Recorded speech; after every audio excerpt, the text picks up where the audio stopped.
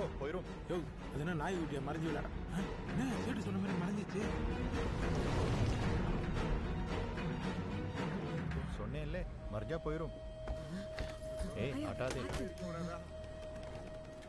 Mahesh give me. Mahesh அந்த துப்பாக்கி கொடு, ஒரு வித்தை காட்டுறேன். மகேஷ் என்ன வித்த தாத்தா? give me the gun Mutaya. What are you doing?